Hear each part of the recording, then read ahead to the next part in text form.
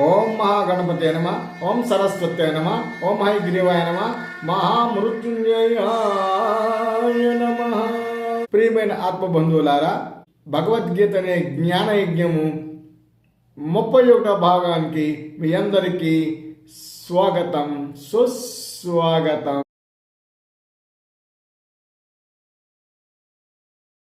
ఆత్మబంధువులారా, మనం జ్ఞాన విజ్ఞాన యోగము 3వ భాగంలో ఉన్నామండి. ఇప్పుడు ప్రవేశిస్తున్నాము.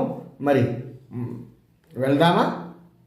రసోహపుమప్సు కౌంతేయ ప్రభాస్మి శశి సూర్యయు ప్రణవ సర్వ వేదేషు శబ్దకే పౌరుషం ఋషు. ఈ శ్లోకంలో కృష్ణ పరమాత్ముడు తాను ఎలా ఈ ప్రకృతిలో వ్యాపించి ఉన్నాడో సాధారణంగా చిన్న చిన్న ఉదాహరణలతో మనకు తెలియజేస్తున్నాడండి. మనందరికీ ఒక సహజ లక్షణం ఉంది. ఏమిటంటే అది భగవంతుడు ఎక్కడో ఉన్నాడో అనుకోవటం. ఫర్ ఎగ్జాంపుల్, శైవులకు శ్రీశైలంలో, కాశీలో శివుడు ఉన్నాడని, వైష్ణవులకు శ్రీరంగంలో, రామభక్తులకు అయోధ్యలో, శాక్తేయులకు కంచి కామాక్షి మొదలైన మీనాక్షి, ఇలాగ వారి వారి భావనల నుంచి భగవంతుడు అక్కడున్నాడు ఎక్కడున్నాడు అని వారు ఊహించుకుంటూ ఉంటారు. కానీ భగవంతుడు సర్వాంతర్యామి అని వారు మర్చిపోయి తమ ఊహలకు అనుగుణంగా వారు భావిస్తుంటారు. భగవంతుడు ఇలా అక్కడున్నాడు ఎక్కడున్నాడు తమ భావాలకు అనుగుణంగా ఊహించుకుంటూ అక్కడికి వెళుతూ తీర్థాలను పెంచి అక్కడికి వెళ్ళటం, అక్కడ నాకు ఇది కావాలి నాకు అది కావాలి అని మొక్కుకోవటం, మొక్కులు తీర్చుకోవటం, ఆర్జించిన అన్యాయమైన సంపాదనలో కొంత భాగాన్ని భగవంతుడికి కూడా వాటాగా ఇవ్వటం. అయితే తాను ఎక్కడెక్కడ ఏ విధంగా ఉన్నాడు అనే విషయాన్ని తెలిసిస్తుంది. యాక్చువల్గా వివరణాత్మకంగా విభూతి యోగంలో చాలా డీప్గా చెప్పడం జరుగుతుందండి. అయితే ఇక్కడ కొన్ని చిన్న స్వల్ప ఉదాహరణలతో భగవంతుడు కొన్ని శ్లోకాలలో చెప్పడం జరిగింది. అవి మనం సంక్షిప్తంగా చెప్పుకుందామండి. కుంతి కుమారుడు అయిన ఓ అర్జున, జలములో ఉన్న రుచి, సూర్యచంద్రుల్లో ఉన్న ప్రకాశము, వేదములలో శాస్త్రములలో అంతర్లీనంగా ఉన్న ఓంకారము, ఆకాశం నుండి ఉద్భవించే శబ్దము, మానవులలో ఉన్న అహంకారము అన్నీ నేనే. తరువాత శ్లోకంలో చెప్తాడండి, కుంతి కుమారుడైన ఓ పార్థ, భూమిలో నుండి వెలువడే మంచి వాసనలు, అగ్నియందు ప్రకాశము, సర్వభూతములలో ఉన్న జీవము, తాపసులు చేసే తపస్సు అన్నీ నేనే అయి ఉన్నాను. అంటే సమస్త జీవరాశులలో ఉన్న జీవము నేనే, వారిలో ఉన్న వైటల్ ఫోర్స్ ప్రాణశక్తిని నేనే. ఓ పార్థ, సర్వ భూతములలో బీజ రూపమై నేనే ఉన్నాను అని తెలుసుకో. అలాగే బుద్ధిమంతులలో ఉన్న బుద్ధి, ధీరులలో ఉన్న ధీరత్వము, ధైర్యము నేనే. ఇక్కడ మనం కొంచెం విశ్లేషణలోకి వెళ్తే, అందరూ పరమాత్మ నుంచి ఉద్భవించినప్పుడు వాళ్ళు ఒకళ్ళు ఎక్కువ ఒకళ్ళు తక్కువ అనే భేదం ఉండకూడదు. అందరూ సమానులే. అందరికీ బీజం పరమాత్మనే చెప్తున్నాండి. మరి బీజం నుంచి వచ్చిన అన్ని జీవులు కూడా మరి పరమాత్మ స్వరూపులు కదా. మరి భేదభావం మరి ఎందుకు మనం చూపిస్తున్నాము? మామిడి బీజం నుంచి వచ్చిన అన్ని మామిడికాయలే కదా, అన్ని సమానమే కదా. ఏ కాయ అయినా సరే మనం కోసుకు తింటాం కదా. అదే సమత్వాన్ని మనం ఇక్కడ ఎందుకు పాటించడం లేదు అర్థం చేసుకోండి. అలాగే అర్జున, నేను కామంతో కానీ రాగంతో కానీ సంబంధము లేని బలాన్ని, అటులనే ధర్మ విరుద్ధమైన పనులు చేయని వారి యొక్క కోరికలలో కూడా నేనే ఉన్నాను. అంటే నెగిటివ్గా చెప్పడం జరిగింది. అంటే ధర్మ విరుద్ధమైన పనులు ఎవరు చేస్తారో వారి ఎందు నేను ఉండను. ఇప్పుడు రాముడు రావణుడు, రాముడు బలవంతుడి, రావణాసుడు కూడా బలవంతుడే అండి. రాముడు తన బలాన్ని ధర్మరక్షణకి దుఃఖ శిక్షణకి వినియోగించాడు. రావణుడు తన బలాన్ని రాక్షస ప్రవృత్తుల కోసం వినియోగించడం జరిగింది. రాముని బలంలో దైవత్వం ఉంది, రావణుని బలంలో దైవత్వం లోపించింది. రాముని బలం ముందు రావణుని బలం సరిపోలేదు. ధర్మం ముందు అధర్మం నిలవలేకపోయింది. చివరికి ధర్మమే విగిసింది. అందుచేతనే స్థూలంగా చెప్పాలంటే భగవత్ స్వరూపమైనటువంటి బలాన్ని మనం కూడా దుర్వినియోగం చేయకూడదు అని ఇందులో పరమార్థం. ఏ చైవ సాత్వికా భావా రాజసాస్తామసాచయే మత్త ఏవేతి తన్విద్ధి నత్వాహం తేషు తే మయి. ఈ శ్లోకంలో కృష్ణ పరమాత్మ చెప్తారండి, మానవుల్లో సాత్విక, రాజసిక, తామసిక భావాలు ఉన్నాయి. వాటిని నేనే కలిగిస్తున్నాను. అయితే ఆ భావాలు నాలో నుంచి వచ్చిన ఆ భావాలలో నేను లేను అని నిర్ద్వంద్వంగా ఈ శ్లోకం ద్వారా చెప్పడం జరిగిందండి. అంటే ఈ 3 గుణాలతో కూడిన భావాలను నేనే అని శ్రీకృష్ణ పరమాత్మ చెప్తున్నాడు. ఏ గుణాలు మనం ఆపాదించుకోలో, ఏ గుణాలు మనం కలిగి ఉండాలో నిర్ణయించుకోవాల్సింది మనమే. ఈ గుణములు నా నుంచే వచ్చాయి.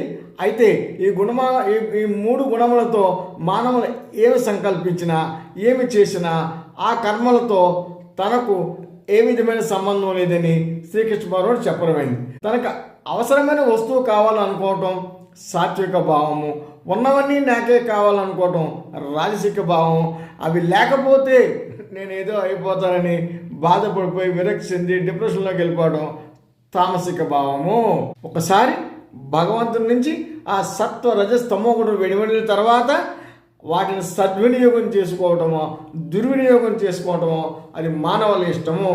అందుకే వాటిలో నేను లేను అని పరమాత్మ చెప్పడం జరిగింది. త్రిభిర్గుణమయైర్భావై రేభి సర్వమిదం జగతో మోహితం నాభిజానాతి మామేభ్యం పరమవ్యయం.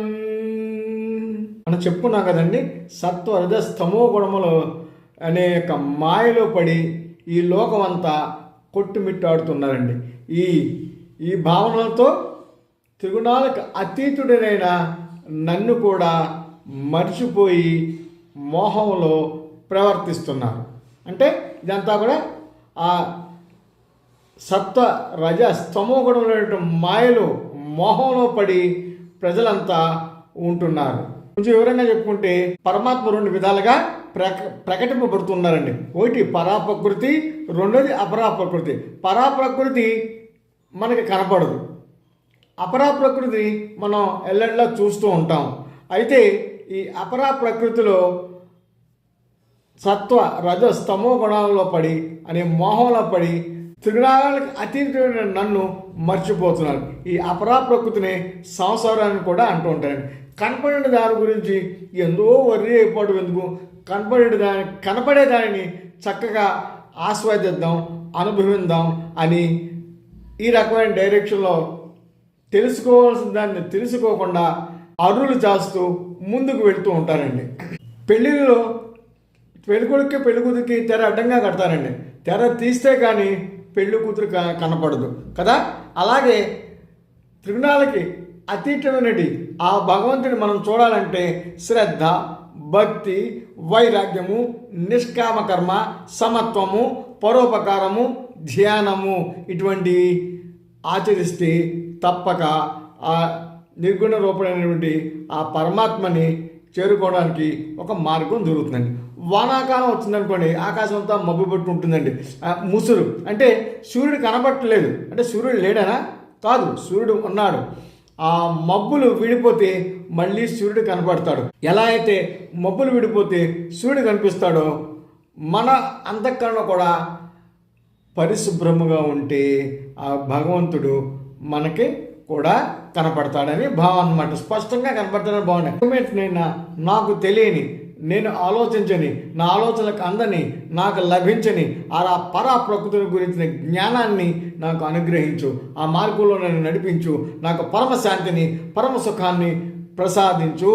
అపరాశక్తిని ఆశ్రయించిన నాకు ఏ పరమశాంతి దొరకలేదో దానిని నాకు కలుగ చేయని ఆ భగవంతుని కోరుకోవటమే మన కర్తవ్యము. దైవీ హేషా గుణమయీ మమ మాయా దురత్యయ మామేవ ఏ ప్రపద్యంతే మాయామేతం తరంతి తే. ఈ శ్లోకంలో కృష్ణ భగవంతుడు ఏం చెప్పాడంటే పరమాత్మకు తనకు మధ్య అంటే మనకే ఆయనకి మధ్యన ఈ 3 గుణములతో కూడిన మాయ అనే కవచము కప్పబడి ఉన్నది. దీనిని దాటడం చాలా కష్టము. అయితే ఇక్కడ ఒక ఉపాయం కూడా ఉంది. ఎవరైతే నన్ను శరణ కోరుతారో వారు ఈ మాయను సులభంగా దాటగలరు. ఏ మాయ అండి? సత్వ రజో స్తమో గుణములైనటువంటి మాయని ఈ విధంగా నన్ను శరణుజొచ్చి సులభంగా దాటవచ్చు. ఇది మార్గం అని కృష్ణ పరమాత్ముడు ఈ శ్లోకంలో మనకి చెప్పడం జరిగింది. చతుర్విజ భజంతే మాం జనా సుకృతినోర్జున ఆర్తో జిజ్ఞాసురార్థార్థి జ్ఞానీ చ భరతర్షభ. అర్జున, ఈ లోకంలో ఉన్న సుకృతులైన మానవులు నన్ను 4 విధాలుగా భజిస్తున్నారు. వారు ఆర్తులు, జిజ్ఞాసులు, కోరికలు కొనుక్కునేవారు, జ్ఞానులు. ఏమండి? దుష్కృతులు, మూఢులు, నరాధములు, అసురులు ఏ కాలంలో కూడా భగవంతుని ఒకవేళ తలుచుకున్న వారి భక్తి అంతా కూడా తమ స్వార్థం గురించి తప్ప లోక కళ్యాణం గురించి కాదు. వారు సంగతి వదిలేస్తే పుణ్యాత్ములైన వారు భగవంతుని భక్తితో సేవిస్తారు, కొలుస్తారు, ప్రార్థిస్తారు, కీర్తిస్తారు. ఈ 4 కేటగిరీల్ని మనం విడివిడిగా తెలుసుకుందామండి. మొదటి కేటగిరీ అయిన ఆర్తులు. వీరు ఏదైనా ఆపద వస్తే, ఏదైనా రోగం వస్తే, ఏదైనా ప్రమాదం వస్తుందని తెలిస్తే, ఎవరి నుంచి ఏదైనా ఆపద వస్తుంది అనుకుంటే అప్పుడు గబగబా ఆ రోగం నుంచి కానీ, ఆ ఆపద నుంచి కానీ, ఆ సమస్య నుంచి కానీ పడడానికి భగవంతుని ప్రార్థిస్తారు. ఎన్నో మొక్కులు మొక్కుతారు. నాకు ఈ ఇందులోంచి నేను బయట నీకు తలనీళ్ళ ఇస్తానంటాడు, నీ కొండకు వస్తానంటాడు. ఎన్నో పోతుంది. అంటే కష్టాలు వచ్చినప్పుడు మాత్రమే భగవంతుని తలుస్తూ ఉంటారండి, మొక్కులు మొక్కుతూ ఉంటారండి. నేను అవసరమైతే కాదు మతం కూడా మారిపోతారు కూడా వీళ్ళు రెడీగా ఉంటారు. వీరు ఆ ఆపద, ఆ కష్టం అందులోంచి బయటపడిన తర్వాత ఈ మొక్కులు మర్చిపోతారు. మళ్ళీ ఆపద వస్తే మళ్ళీ భగవంతుని తలుస్తుంటారు, మళ్ళీ మొక్కులు మొక్కుతూ ఉంటారు.